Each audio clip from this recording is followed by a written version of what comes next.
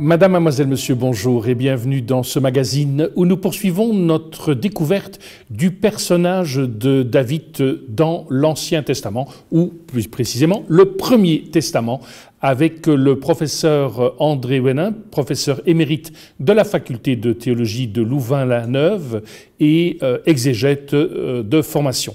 Professeur Wenin, bonjour. Bonjour. Dans la première séquence de cette série, vous avez abordé un peu le personnage historique de David. Vous avez insisté sur les relations un peu complexes qu'il y avait avec Saül, qu'on l'on retrouve évidemment dans le livre de Samuel. Je rappelle que si vous souhaitez approfondir ces thématiques, il y a déjà tout un magazine qui est consacré au premier livre et au deuxième livre de Samuel. Mais je reviens vers vous alors. Ces relations sont complexes, en fait, entre Saül et David. Les relations sont complexes. Alors, vous avez dit personnage historique de David. En fait, je n'ai pas parlé du personnage historique, j'ai parlé du personnage littéraire qui est certainement enjolivé par rapport au personnage de David, qui probablement a été un petit chef local, qui a été peut-être fondateur d'une dynastie. Mais donc, voilà.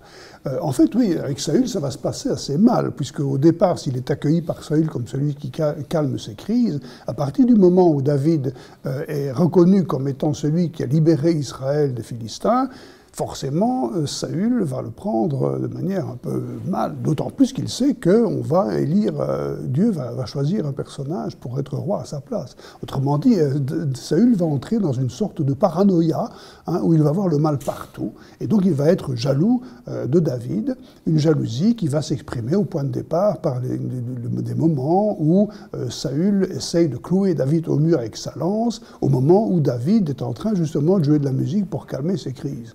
Et donc, il y a là une sorte de rage meurtrière qui est irrationnelle d'une certaine façon, et qui va marquer alors l'ensemble des relations entre David et Saül pendant la deuxième moitié du premier livre de Samuel.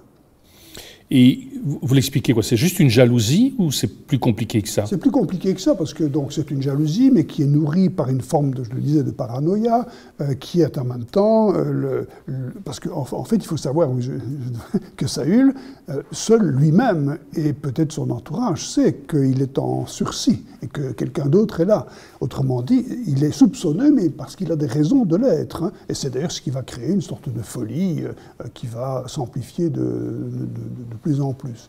Mais en même temps, David reste là, à la cour, dans un premier temps en tout cas, et même on voit David qui commence à avoir un certain nombre d'ambitions. À savoir, par exemple, il va profiter que la fille de Saül, qui s'appelle Michal, tombe amoureuse de lui, pour faire tout ce qu'il faut pour pouvoir devenir le gendre du roi. Donc pas pour épouser sa fille, mais devenir le gendre du roi. Or, devenir le gendre du roi, c'est plus seulement être son écuyer ou son musicien, c'est entrer dans la famille royale et donc éventuellement pouvoir prétendre à la monarchie. D'autant plus que le fils de Saül, qui s'appelle Jonathan, va devenir aussi l'ami de David. Il va même intercéder auprès de son père pour réhabiliter David, pour essayer de convaincre son père que David ne lui veut pas de mal. Il va même organiser la fuite de David quand il verra qu'il n'y a plus rien à faire, que laisser David à la cour, c'est d'une certaine manière donner à Saül l'épée pour le tuer. Et donc, à partir de ce moment-là, la famille même de David, même de Saül, va se mettre d'accord, d'une certaine façon, pour pouvoir permettre à David de continuer sa course. À ce moment-là, aucun n'est au courant que c'est David qui est choisi par Dieu. Et c'est bien un des problèmes, c'est qu'ils ne peuvent pas le dire, enfin, personne ne peut le dire, ni David, parce que ses ambitions seraient beaucoup trop voyantes, ni Saül, parce que tout le monde saurait qu'il est destitué. Et donc c'est aussi dans ce secret que va grandir la paranoïa et la folie de Saül, mais c'est une folie qui va dire rapidement meurtrière.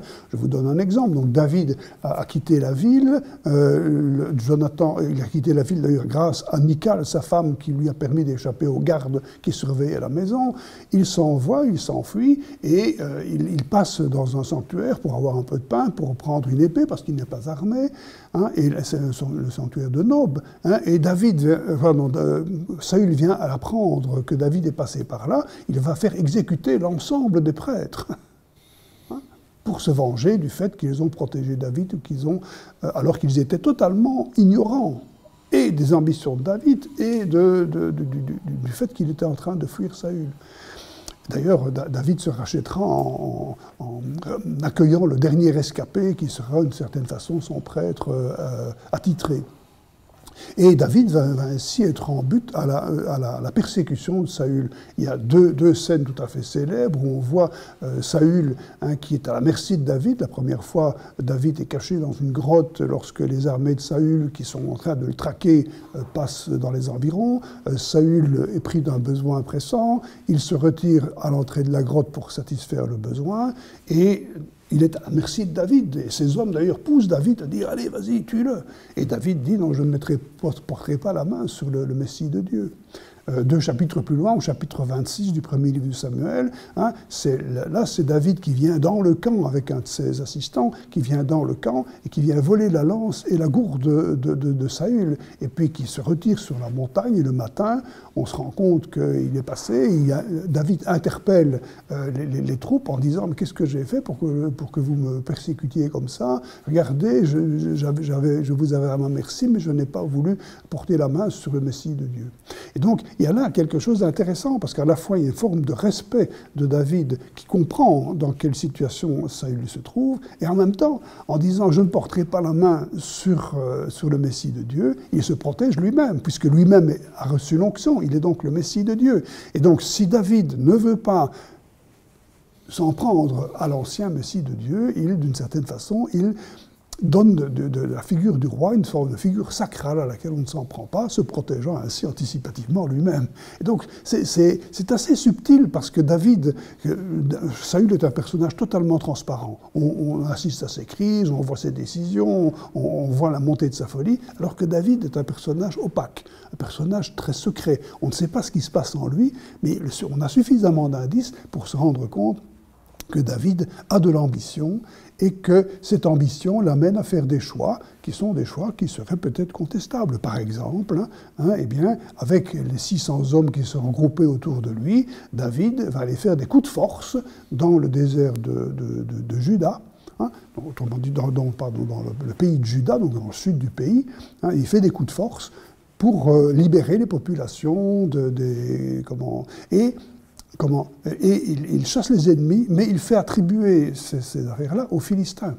Autrement dit, c'est comme s'il n'avait rien fait, mais en même temps, il se fait bien voir des habitants d'une partie du pays dont il deviendra le roi. Et donc on a là un jeu, on va dire ambigu, mais qui est en même temps un jeu où David est pris dans un jeu de force, dans un rapport de force qui ne lui est pas favorable, étant donné qu'il est traqué par le roi, qu'il doit se réfugier chez les Philistins et qu'il doit essayer de faire en sorte de s'en tirer le mieux possible, avec des hommes qui ne demandent pas mieux que de supprimer Saül. Finalement, Saül tombera sous les coups des Philistins dans une dernière bataille qui lui vaudra de se jeter sur sa propre épée pour ne pas tomber aux mains des Philistins. Saül est le seul personnage de la Bible, de l'Ancien Testament, qui se suicide. Ah oui, donc on a Judas dans le Nouveau Testament et on a Saül dans l'Ancien Testament. David, finalement, à ce moment-là, son rôle de berger n'est plus là, il est devenu guerrier, ou vous n'iriez pas jusque-là? Il n'est pas devenu guerrier au sens où, en fait, il fait que se défendre, d'une certaine façon. Et s'il attaque, c'est d'une certaine façon aussi pour protéger le peuple qui sera le sien par après. Et donc, d'une certaine façon, David joue le rôle du berger, mais dans une situation où il est dans une situation de violence. Et ça, c'est aussi une des vertus de ce livre de Samuel, c'est de montrer que la situation, d'une certaine façon, pousse quelqu'un comme David à faire des choses qui sont contre sa nature, ou en tout cas contre ce qui serait ses choix s'il était dans une situation de paix. Vous diriez que David, c'était un politique avant l'heure? Ah oui, je pense. Oui, c'est un politique avant l'heure. Et je dirais même que le narrateur de son histoire est aussi un politique avant l'heure. C'est-à-dire, il s'est montré comment un jeune homme, apparemment un petit berger, va devenir roi, mais en faisant en sorte qu'il puisse le devenir et que lorsqu'il le deviendra, il puisse être reconnu par les autres comme étant le roi légitime. Donc c'est vraiment le premier homme politique. C'est un stratège, oui, tout à fait, c'est un stratège. Merci beaucoup. Nous arrivons au terme de cette émission. Au nom de toute l'équipe qui l'a préparée, il ne me reste qu'à vous souhaiter une excellente journée. Je vous dis à très bientôt.